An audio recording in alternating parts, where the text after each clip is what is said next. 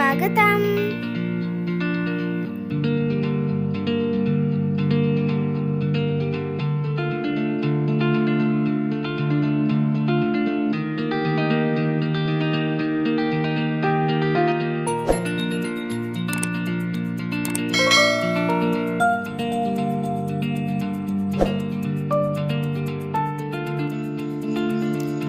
Hello everyone, सर्वांना नमस्कार.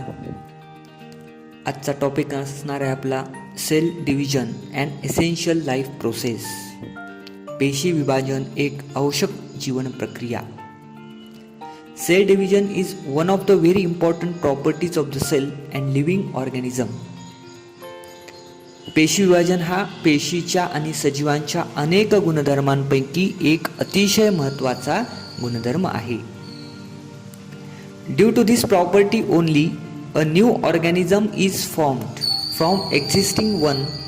A multicellular organism grows up and emaciated body can be restored.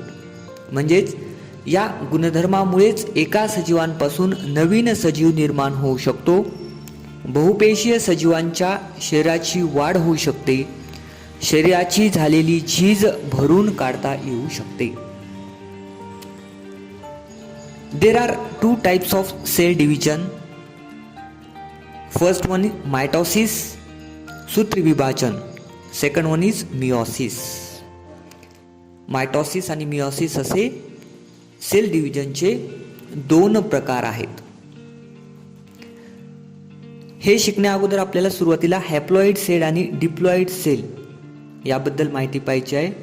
Haploid प्लॉइड या शब्दाचा अर्थ काय? The number of set of chromosome in a cell. म्हणजेच single set of chromosome. Single set of chromosome is called as a haploid cell. त्या ठिकाणी आकृतीमध्ये दाखवलेलं आहे. एक न्यूक्लियस आहे आणि त्या न्यूक्लियसमध्ये सिंगल सेट ऑफ क्रोमोझोम त्या ठिकाणी दाखवलेला आहे. Then diploid cell. Di means two set of chromosomes. या ठिकाणी आकृतीमध्ये तुम्हाला दाखवलं 2 sets of chromosomes. That is diploid cell. Then next cell division. In that case this cell division is of two type, mitosis and meiosis. This mitosis occurs in somatic cell and stem cells, whereas meiosis occurs in germ cells. Mitosis हे somatic cell आणि stems मध्ये घडून येतं, तर meiosis हे germ सेलमध्ये घडून येतं. तर आपल्याला या ठिकाणी सोमॅटिक सेल म्हणजे काय, स्टेम सेल्स म्हणजे काय, जर्म सेल्स म्हणजे काय याचा अभ्यास करायचा आहे. Somatic cells. First one is the somatic cells. The word itself indicates the meaning. Soma means body. And biological cell in the body of multicellular organism is called as somatic cell. For example, human organs. आपल्या शरीरामध्ये जे काही वेगवेगळे organs आहेत, for example heart आहे, liver आहे, lungs आहे, kidneys आहे, यामध्ये ज्या काही सर्व सेल्स आहेत त्यांना म्हणायचं सोमॅटिक सेल्स और body cells. Then next one, stem cells. These cells are special types of cells present in multicellular organisms. These cells have ability to produce all other types of cells present in the body of organisms.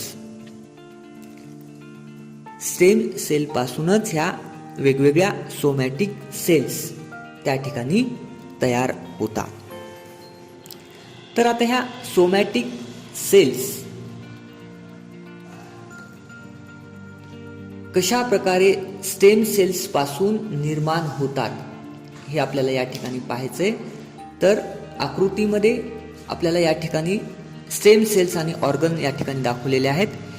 Stem cells पासून neuron, nerve cells, त्या neuron किंवा nerve cells पासून brain निर्माण झालेला आहे. Organ त्याचप्रमाणे intestine आहे, liver आहे, हार्ट आहे, बोन आहे. तर अशा प्रकारे ह्या स्टेम सेल्स पासून हे ऑर्गन निर्माण झालेले आहेत. पुढे आहे germ cells.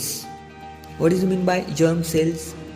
These germ cells produce reproductive cell called as gametes, and these gametes are of two types. First one is a female gamete, second one is the male gamete. That is female gamete egg cell or ovum, male gamete that is sperms. So understood? हे आपल्याला mitosis division पाहण्याच्या अगोदर हे आपल्याला माहीत असणं आवश्यक होतं. आता आपल्याला ॲक्च्युअल मायटॉसिस म्हणजे काय हे शिकायचंय. मायटॉसिस कशाला म्हणायचं. आता या ठिकाणी मायटॉसिस म्हणजे काय, मायटॉसिस कोणत्या सेलमध्ये घडून येतं. Somatic cell and stem cells divide by mitosis. आत्ताच आपण मायटॉसिस मध्ये ज्या काही सोमॅटिक सेल आणि स्टेम सेल्स आहेत याबद्दल माहिती पाहिली होती. This mitosis is completed through two main steps.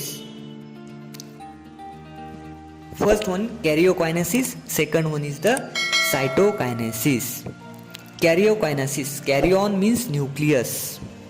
The nuclear division is called as the karyokinesis, and cytokinesis, cytoplasmic division. Cyto means cytoplasm. Cytoplasmic division is called as the cytokinesis. सुरुवातीला mitosis मध्ये कॅरियोकायनेसिस घडून येतं. कॅरियोकायनेसिस घडून आल्यानंतर पुढे cytokinesis घडून येतं.